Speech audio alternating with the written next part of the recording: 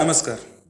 आपल्या घरामध्ये आपल्या आजूबाजूला जर तुम्ही बघितलं असेल तर आता सध्याचं आजारपणाशी संबंधित खूप गोष्टी वाढलेल्या आहेत, ज्यामध्ये दीर्घकालीन आजारामध्ये माणूस इतका मुरला जातो की तो त्यामध्ये पूर्णतः मानसिक दृष्टिकोनातून, आर्थिक दृष्टिकोनातून, शारीरिक दृष्टिकोनातून, या सर्वही दृष्टिकोनातून तो संपत चाललेला आहे. या सर्वही गोष्टी कितीही देवधर्म केला, कितीही खर्च केला तरी आजारपण कमी व्हायचं नाव घेत नाही.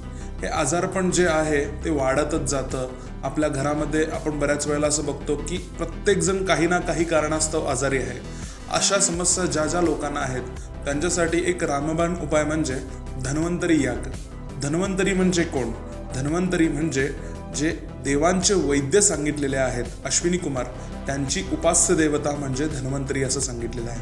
या धन्वंतरीच्या उपासनेने, या धन्वंतरीच्या होमाने, या धन्वंतरीच्या होमाच्या पुण्याने आपल्या घरातील सर्वही आजारपण नक्कीच दूर होऊ शकतं आणि हा आजारपणावरील सर्वात रामबाण उपाय सांगितलेला आहे.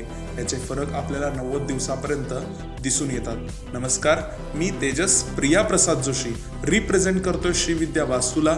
अशा छोट्या मोठ्या टिप्स करता मला संपर्क करा, लाईक करा, फॉलो करा, कमेंट करा आणि हा व्हिडिओ इतरांसोबत नक्की शेअर करा. धन्यवाद.